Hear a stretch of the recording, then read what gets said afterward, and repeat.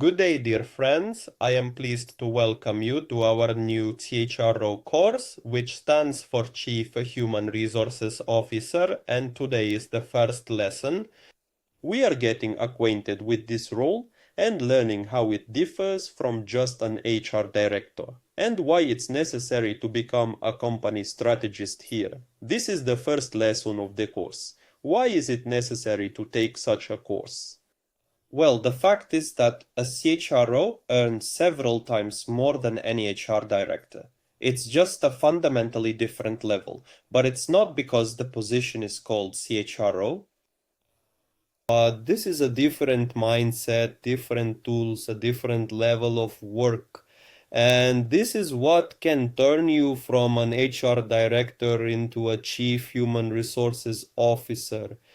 If you are ready to move to a strategic level, if you have already taken on the role of HR director, or maybe plan to soon and clearly want to move further, then this course is for you. It will broaden your horizons, perspective, and provide different thinking and tools. This is the website of our course. And let me tell you a little about myself in case we are not acquainted. My name is Mike Pritula. The companies I have worked for include Alpha Bank, the TV channel STB, the company Wargaming, a startup back then still a startup, Reply, the company Ideals. I consulted various HR startups until I created my own. That's my experience. When I was building my career, I won many nominations, won and was awarded various certificates and diplomas. All of this is confirmation. And I have 3 international certifications. Also, our academy has been around for 13 years, more than 13 years. We have trained more than 100,000 students in 185 countries worldwide. We probably have about 150 courses. We are currently teaching in 30 languages. And we have 2 silver play buttons from YouTube to support the parties. This is about us. In my work, I rely on best practices. And today you will also get acquainted, and in the additional materials of today's lesson, the students of this course will also have research from the company Deloitte, the company Gartner. I would be grateful if those who watch our lessons on YouTube write their position in the comments. This way I will get to know you. Now about the homework. This course includes homework assignments, completing which will allow you to receive our diploma. Yes, where the cherished words CHRO will be written. And we will issue the diploma on a grade platform, on the Accredible platform. Our course consists of 7 sessions, which are quite comprehensive. They do not duplicate the sessions of the HR Director or HR Generalist courses. So we are not just teaching HR functions again, right? Here you can see that we focus exclusively on CHRO competencies, those competencies that distinguish this person from just an HR director. So this course is not a choice between taking HR director or CHRO courses, but it's the next step after the HR director or HR generalist course. Alright, good. So today we will learn about the world-class CHRO model, which is endorsed by both CEOs and the company Gartner. We will find out how a CHRO differs from an HRD. You will understand how to get closer to this role. Well, you will already gain some initial knowledge. So, the Chief Human Resources Officer today, what does this role look like and what does it mean to be a business strategist, not just an HR leader? First of all, the Chief Human Resources Officer is part of top management, part of the C-suite, yes, meaning the title also includes the word chief. And this C-suite forms the business strategy together with the Chief Financial Officer, the Sales Director, the Operations Director, the IT Director, the Technology Director, and so on. And the responsibility of our CHRO goes far beyond the HR function. This includes company culture, talent, succession, and ESG. Yes, a new direction, we will talk about it today, as well as analytics and the impact on the company's market value. Also, the modern CHRO is a trusted advisor for the CEO and even for the board of directors. Because in large companies, a board of directors is already emerging, but also the voice of employees and key stakeholders. And the role of the CHRO, according to the opinion of the company Deloitte, is recognized as one of the most dynamic and complex in business. The set of necessary skills has increased by 23% over the last 5 years. Here is the Deloitte study that you will have in the additional materials. Why does the role of the CHRO need to be rethought? Yes, why are we talking about some new approaches, new competencies? The business world is changing faster than traditional HR practices. We see this now.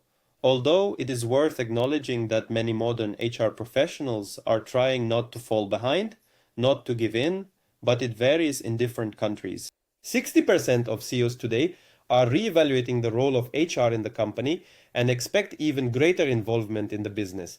And in general, we have wanted this for a long time. We have been waiting for this for a long time. Now it's time for us to accept this demand. The CHRO can no longer just be a director of personnel. Yes, they are expected to have a strategic impact on the company's growth, on innovation, on sustainability. In general, this is what is expected from a financial director there. If there is a company, a product director, yes, chief product officer, well, and from other chiefs there, any word officer here. Modern challenge that companies present to us is the transition from an administrative function to a business executive with a focus on results. Yes, that is what is expected of us. If we are ready to accept this challenge and meet this demand, we will be rewarded accordingly. That is, top chief executive officers in the world earn millions of dollars a year. Yes, and this is no secret.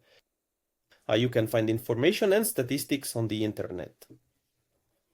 Public companies whose stocks are traded on the exchange publicly publish such data. The evolution of HR from personnel administration to strategic leadership. Remember, not so long ago, those who have been working for about 20 years might recall HR was simply called the personnel department, and people didn't really understand the difference because they only saw it as personnel administration, like hiring or payroll. Then the HR director appeared, who is responsible for recruitment, training, compensation, and internal processes. The HR director has many functions, and we have a course for HR directors, a bunch of classes. We teach a lot of things. But the business wants more. The Chief Employee Happiness and Relations Officer is an architect of organizational culture, a leader of transformation, and a partner to the CEO. It's like an HR business partner, only at an even higher level. Yes, it's like an HR business partner for the CEO. This is like a top HR business partner. And this evolution reflects the path from operational people management to creating business results through people, through knowledge of everything known about modern people management practices. Now, the differences. On the left, we have HRD, on the right, CHRO. Let's compare.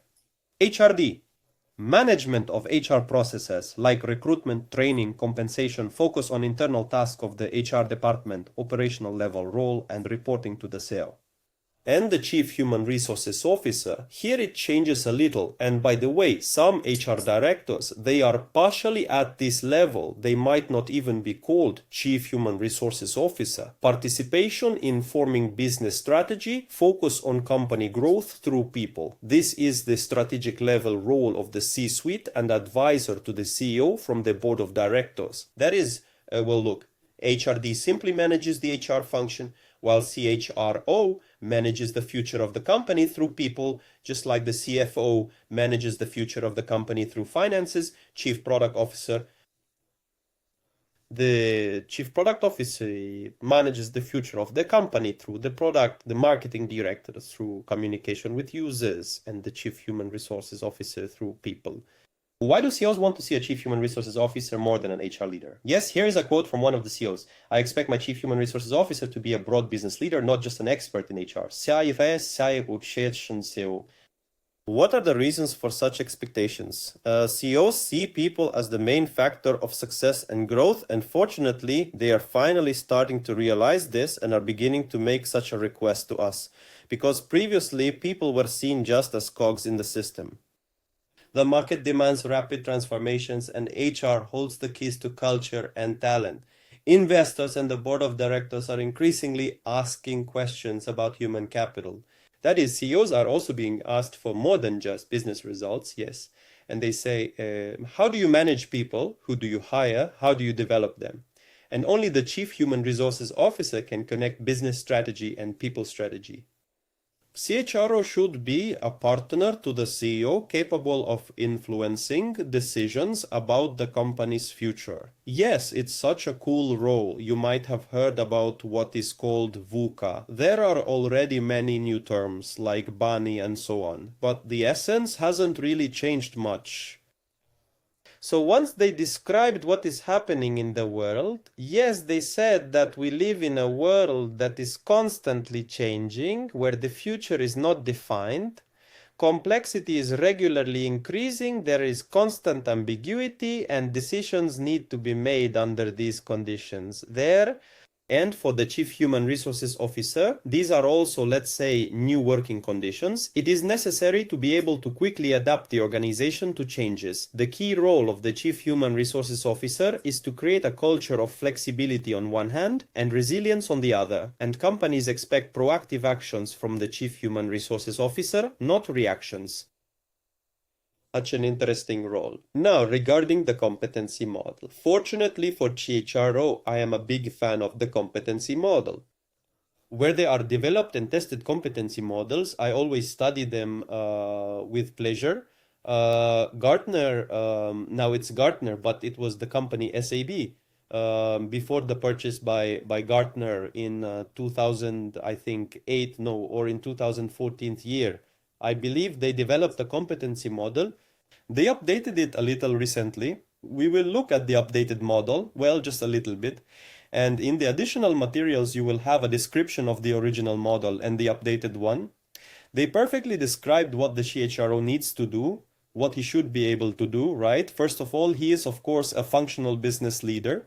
He manages HR functions. This is just the base, the foundation. Yes, you need to understand this. But he has an understanding of business. That's the top building block, and the development of business strategy.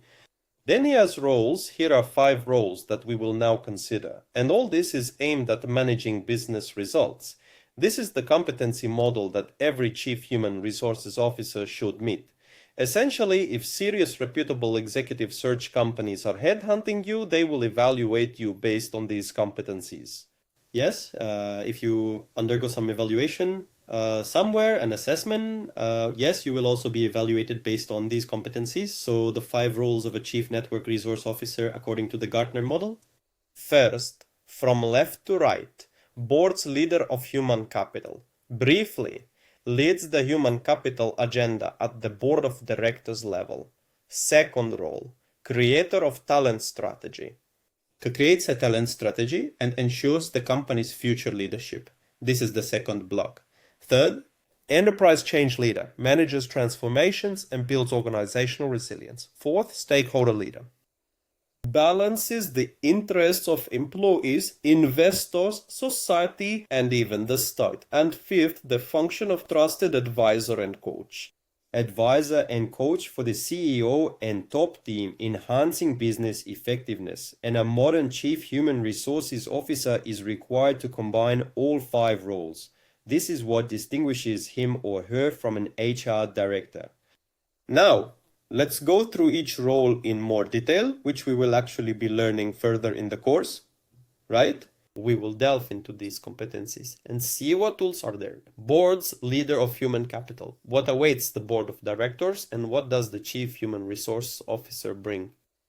Awaits the board of directors, transparency in talent management, a succession plan for the CEO and C-level team, ESG and social responsibility and risk minimization. What does the CNRO bring?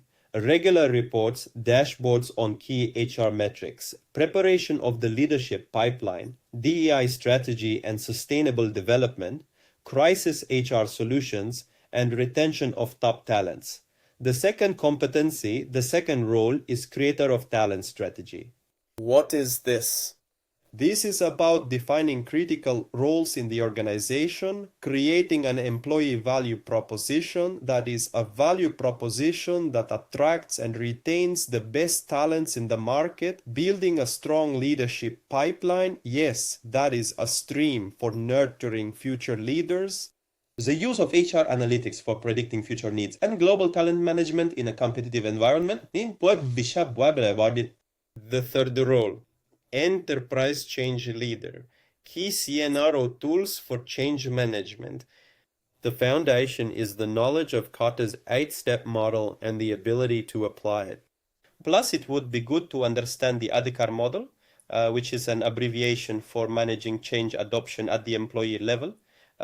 Be familiar with Agile Canvas, developing organizational agility, change champions, how to build a network of change ambassadors within the company, and the resilience framework, resilience and quick adaptation to crisis. Yes, so you need to be able to understand this and implement it. The next role is stakeholder leader. The main groups that CNRO works with here are the CEO and the board of directors, who expect strategic decisions and transparency.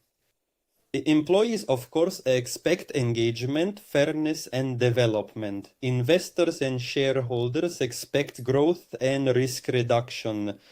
Society and the state expect responsibility, sustainable development, and compliance with standards, right? And the role of the CNRO is to find a balance, which is sometimes very difficult, between the interests of all parties and to turn their expectations into business results. That is not by sacrificing business results to please everyone, but by pleasing everyone in a way that benefits the company. These are fundamentally different things. Next, trusted advisor and coach. The best chief non-repudiation officer is the one who can tell the CEO what no one else dares to. Well, maybe the chief of staff dares. Yes, we have a course for the chief of staff. We recently conducted it. There's a lot there. I even say in this course that this chief of staff course, I recommend it to HR directors and HR business partners, because it is also about very close work with the CEO, so this would be an ideal addition for you.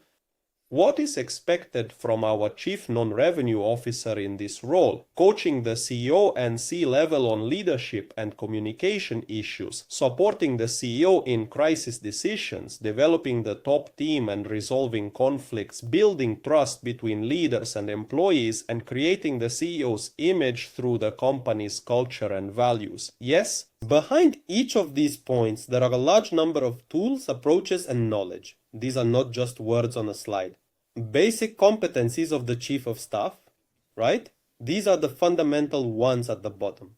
We had 5 roles, and at the bottom 2 fundamental ones, and then the base like this. First, business acumen.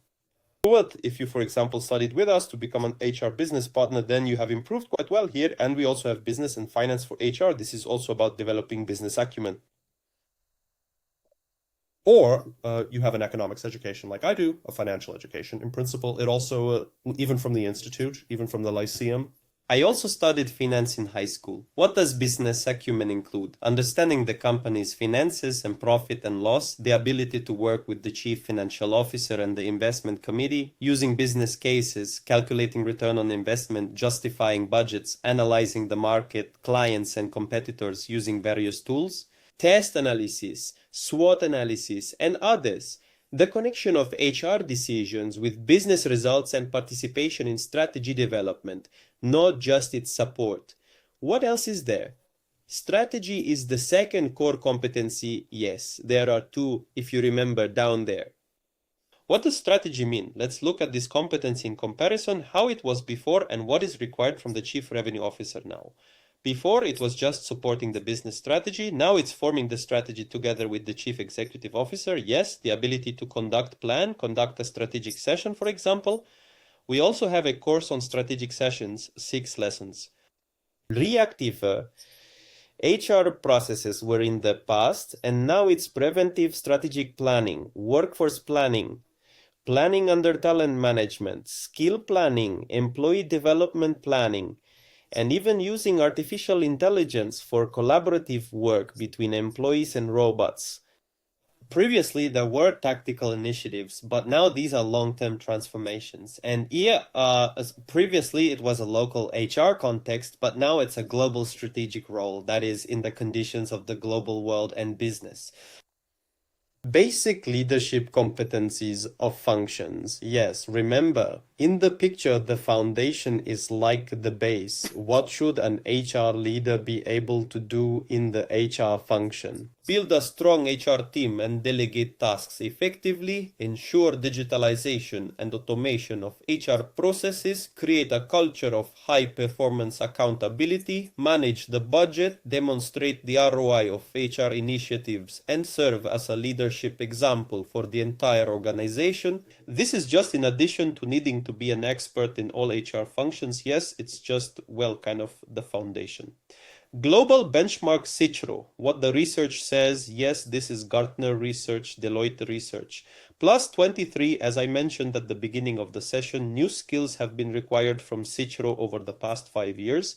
And friends, I am sure that changes will continue to happen. That is, new skills will be required from us again. In the Gartner survey, 348 CHRO identified the main priorities as compensation, agility, and IVP.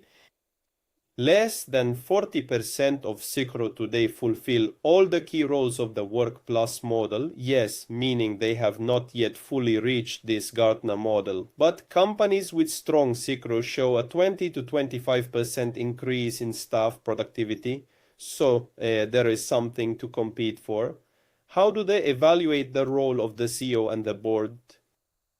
Here is Conti's comment from the CEO. I expect the CHRO to be a business executive, not just an HR specialist. And the second quote, HR leaders must speak the language of business and be part of the strategy.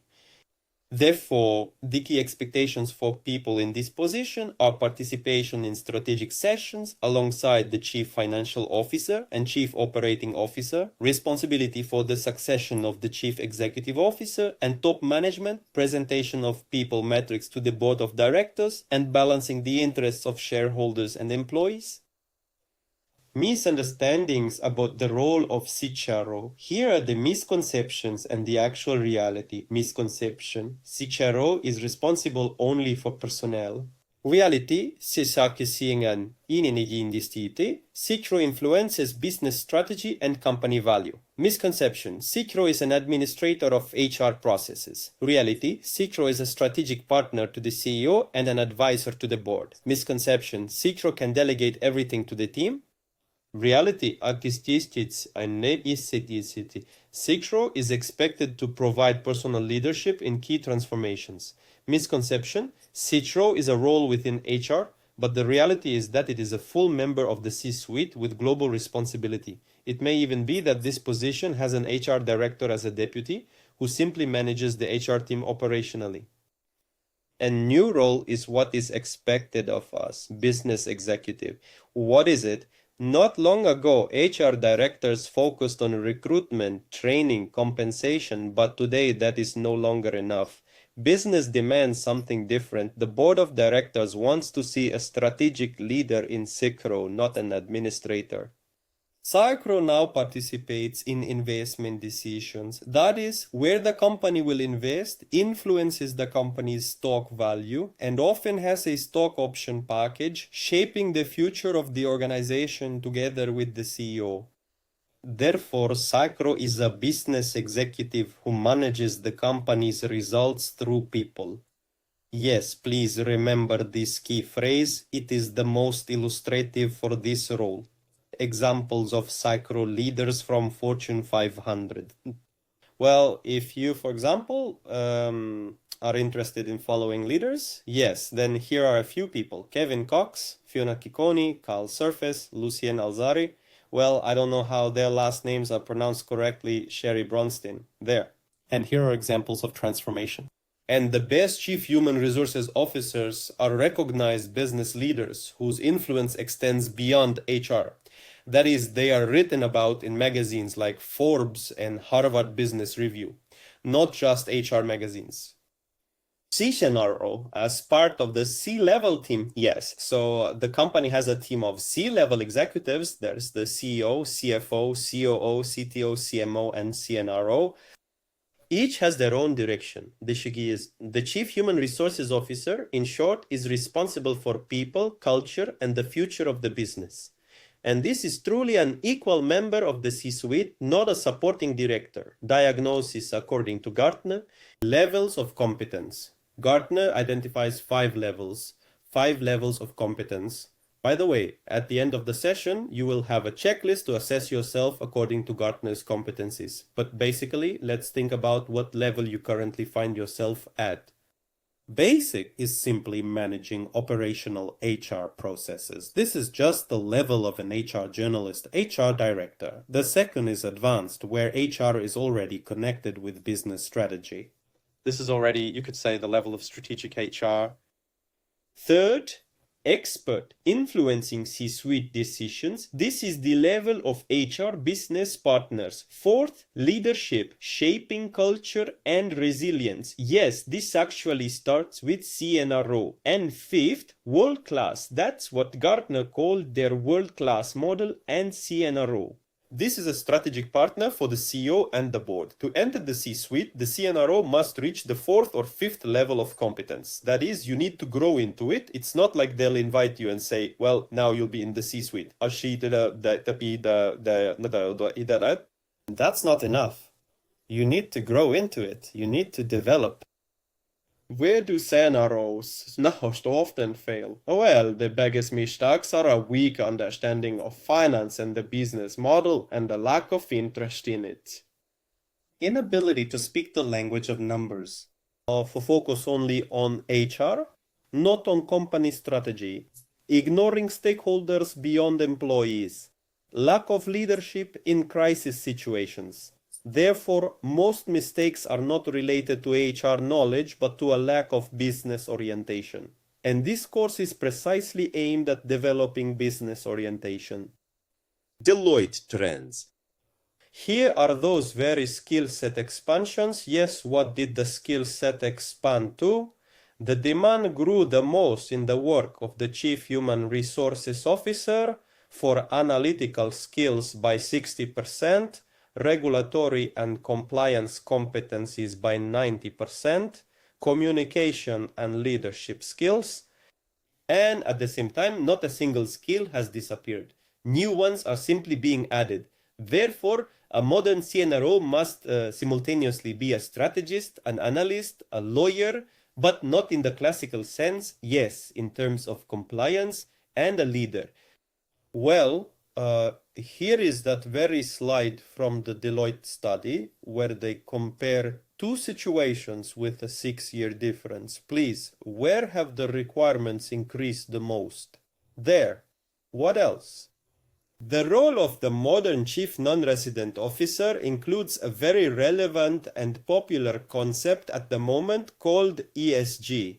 Sustainable development. It consists of 3 components: ecology, which is our letter E, social sphere, which is the letter S, and G stands for governance.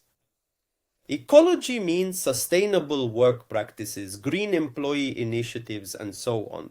The social sphere is first and foremost diversity, equity, and inclusion, as well as well-being and corporate culture. And governance, as it is called, is ethics, transparency, accountability, and HR policy. And the CHRO is the main conduit of ESG in the company, connecting business goals and societal expectations. Such an interesting role. Why is the role of CHRO considered the most difficult? Well, as you have already seen, it requires being strategist, operational leadership, a leader. You cannot postpone it. People and culture require constant attention. A global perspective is necessary and working across different cultures. You need to balance the interests of the CEO, employees, investors, and the state. Plus, there is the pressure of time. Transformations are happening faster than before. The Chief Non-Revenue Officer is the only role in the C-suite where everything is always in motion. You might say that marketers or others also have it, but here it's more in motion. That's just what the research says. Shareholders and investors' expectations. Transparency in people management, reducing turnover risks, effective CEO succession, and ESG social responsibility and company value growth. Ultimately, well, let's be honest, this is what interests shareholders the most. What does our Chief Human Resources Officer do for this? Reports and metrics on human capital, EVP retention of key employees, leadership pipeline and succession planning, DAI strategies, well-being, ethics, and HR initiatives that enhance productivity and innovation in the company. Expectations of employees and society. Employees want fairness, flexibility, development, well-being. Society, business responsibility, participation in social projects, public opinion, transparency and honesty in company policy, the new generation, Generation Z and Alpha, values, meaning of work, and opportunities to influence. All of this has to be considered by HR. Now, the framework model update, they called the updated model, chapter 2, the second chapter. Here is how it looks. Basically, the foundation remains the same. Functional business leader, yes, just highlighted, technology-oriented, operationally capable. Business acumen remains here. Here is business strategy development. They slightly changed the names, some role names, yes, here are 5 roles. Moreover, the 5th role is completely unchanged, and in light blue, they highlighted the biggest changes from the first model. Board and CEO leader of human capital and culture. This is the first. Well, it sounded about the same, just changed a bit. Yes, more modern, more about culture. Win in a dynamic talent landscape. Well, that is, the talent market is changing significantly, you need to be able to win in it. Leader of enterprise strategic change. That is, it was also about changes, but they slightly renamed it. And leading through the development of scenarios for working with stakeholders. The names have changed a little, the priorities have changed a little, but the essence remains the same, yes. Therefore, in this course, we take into account both the first and second models and adapt to the most modern requirements. Here, in comparison, you can, well, yes, to directly compare. See, it was board's leader of human capital, and now it's board and CEO, leader of human capital and culture. Yes, here it was creator of talent strategy, and here it's win in dynamic talent landscape. Well, it changed a little, but fundamentally, I can say it hasn't changed. Where is all this heading? What awaits us in this profession in the near future? Of course, artificial intelligence is what changes everyone's work, and analytics is the automation of processes. It is decision-making based on data. In our academy, we already have more than 10 different courses on artificial intelligence. Then ESG, sustainable development, will continue to grow, and there will be more focus on this direction. The key role of CHR in the company's strategy. Hybrid work models. Yes, there are many distributed teams now, and it's necessary to know how to work with the engagement of these teams and the increase in responsibility, more and more functions and expectations without cancelling all tasks. Therefore, the CHR of the future looks like a formula: business strategist plus culture architect plus technology leader, and possibly something else that will be added in the next 5 years. We see that something new constantly appears and develops, results. The role of the Chief Human Resources Officer is a role that has gone beyond HR and become strategic. Yes, it's like HR plus strategy plus business plus strategy plus technology. The main functions are strategy, talents, culture, analytics, coaching. Yes, by the way, developing coaching competencies in oneself is also very useful. We also have a course on coaching to develop these competencies. We have all the courses, right? Strategy is there, talent management is there, management culture is there, analytics is there, coaching is there.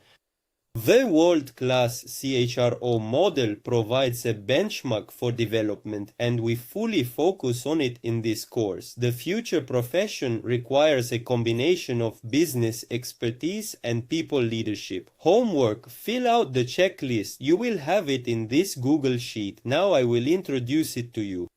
Let's see how to say it. Well, we haven't forgotten the competency model. What are our next classes? Look, financial partners CEO, strategy, numbers, compensations that drive the business. We saw this in the competency model requirements. talent hunting, EVP, retention of key players and leadership succession, culture as a business driver, engagement, meaning, and DIY for the new generation. Transformation without fear. Yes, this is about a change leader. CHRO as the main change leader in the company. The power of data and influence, HR analytics, working with stakeholders at the board level, and the trusted advisor CHRO of the future, a coach for the CEO and a world-class leader. So everything we talked about today regarding this role, modern competency models, examples of real people, and research, this course is built on that.